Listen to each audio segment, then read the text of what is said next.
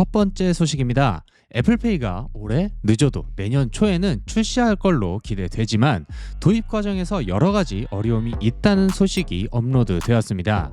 이 기사에 따르면 최근 금융 당국에서 약관 심사는 완료된 걸로 알려졌다고 합니다. 그 전부터 약관 심사의 통과만 이루어진다면 애플페이 국내 도입은 별 무리 없이 도입될 수 있을 거란 기대를 받았지만 결제 처리 방식에서 신용정보법에 저촉될 소지가 검토 중이라고 합니다. 이 기사에 따르면 애플페이가 호환되는 단말기 등을 대형 가맹점에 무상으로 보급할 경우 여신 전문 금융업법 위반 소지가 있다는 지적이 있다는 것입니다. 하지만 지난번에도 말씀드렸듯 현대카드나 애플에서 단말기 보급에 적극적이라는 소식은 없었으니 여신 전문 금융업법보다는 지원 단말기가 없는 매장이 많다는 것이 더 문제일 것 같네요. 여튼 이 문제 말고도 결제 처리 방식이 신용정보법 등에 저촉될 소지가 있다는 입장을 여신업권에서 밝혔다고 합니다. 애플페이의 승인 기준인 EMV 방식이 문제라고 하는데 이 방식은 카드 브랜드별로 결제 인증을 받아야 하므로 일반 결제 방식보다 비용이 상승하고 이에 따른 단말기 가격과 결제 수수료 역시 높아진다고 하네요. 예로 2017년 구글페이가 국내 카드사와 함께 비공개 협약을 맺은 것으로 알려졌으나 EMV 방식의 적용 여부를 두고 여신업권과 실랑이 끝에 결국 흐지부지 되었다고 하네요. 하지만 이때도 구글페이의 고압적 태도 때문에 국내 출시가 좌절되었다고 하는데 사실 이 문제는 그전부터 애플페이 국내 진출의 큰 문제 중 하나긴 했습니다. 종합해보면 애플이 국내에 출시할 의지가 강하다면 문제가 없지 않을까 희망을 가져봅니다. 두 번째 소식입니다. 벌써 출시된 지 한참 된 것 같은 아이폰 14 프로 시리즈. 하지만 제조상 문제 때문에 아직도 받지 못하신 분들이 많은 것으로 알고 있습니다. 이 문제는 애플 제조 공장이 중국에 과도하게 몰려 있어 생기는 문제로 지적되고 있는데요. 외신에 따르면 애플은 공급망 다변화를 생각하고 있다는 소식과 함께 향후 2년 안에 인도의 공장을 통해 아이폰 생산 능력을 3배로 늘리고자 한다는 계획이 있다고 하는데 실제로 이번 주 폭스콘은 인도에서 생산 능력을 늘리기 위해 5억 달러를 투자했다고 합니다.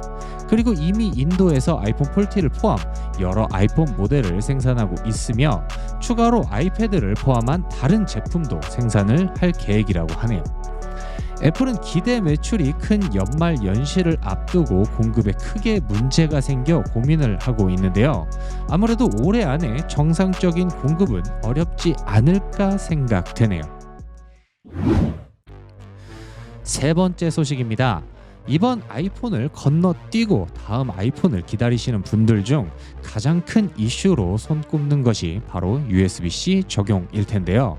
이 기대에 초를 치는 소식이 하나 업로드되었습니다. 애초에 애플은 아이폰의 커넥터를 변경할 의지가 전혀 보이지 않았지만 EU에서 유럽에서 판매되는 전자기기는 커넥터를 USB-C로 변경하는 것을 요구하는 법안 때문에 애플에서 이에 발맞춰 현재 USB-C 타입이 탑재된 아이폰을 테스트 중이라는 소문이 있고 심지어 다음 아이폰에서 USB-C 타입이 적용될 것이라는 의견이 사실화되는 듯 보였습니다. 하지만 오늘 EU에서 이 새로운 법안 발효 시기를 2024년 12월 28일로 결정했습니다. 이 말은 2025년 전까지 출시되는 아이폰은 라이트닝을 유지해도 된다는 이야기로 풀이되는데요.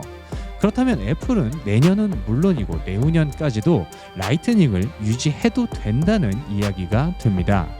이 법안에 따라 애플이 변경 의지가 없다면 다음 아이폰은 고사하고 그 다음 아이폰까지 라이트닝을 유지할 수도 있겠네요. 이에 관한 후속 조치는 지켜봐야 할 것 같습니다. 마지막 소식입니다. 디스플레이 분석가인 로스 영이 2024년 출시될 맥북 에어 및 아이패드 프로 12.9 모델은 OLED를 채택할 것이라고 예상했습니다. 이 소식은 로스 영이 두 번째로 내놓은 것이며 애플의 계획이 예정대로 진행되고 있음을 알려주며 OLED 적용 소식은 지속해서 업로드되는 소식입니다. 현재 아이패드 프로에서 사용되는 미니 LED 기술은 OLED 디스플레이의 대안이라고 평가받고 있는데요. 하지만 LED와 OLED는 서로 장단점이 있는데 LED는 OLED보다 더 높은 밝기를 표시할 수 있지만 로컬 디밍은 OLED가 더 정확합니다. 하지만 OLED는 아직까지 번인 문제도 있긴 하죠. 로스형은 이전에 맥북 에어와 아이패드 프로에 사용되는 OLED 디스플레이에 템덤 스택이라고 불리는 기술을 사용할 것이라고 예상했고, 이 기술의 장점은 밝기를 높이고 디스플레이 수명을 개선하며 기존 OLED 패널에 비해 전력을 30% 줄일 수 있다고 합니다. 거기다 효율성을 더욱 향상시키기 위해 가변주사율 디스플레이가 특징이라는 소문도 있다고 합니다. 각각 장단점이 있는 만큼 사용자의 의견도 나뉠 수 있겠는데요. 과연 애플은 어떤 제품을 내놓을까요? 오늘 소식 중 저는 EU에서 지정한 USB-C 적용 기한이 너무 뒤로 밀렸다는 소식이 가장 눈에 들어왔는데요. 애플이 과연 USB-C 타입을 언제쯤 아이폰에 적용할까요? 여러분들의 의견을 댓글로 공유해주세요. 그리고 오늘 영상이 흥미로우셨다면 저희 채널 구독, 그리고 이 영상에 좋아요 한 번씩 눌러주세요. 그럼 오늘은 여기까지 하도록 하겠습니다. 감사합니다. 대시였습니다.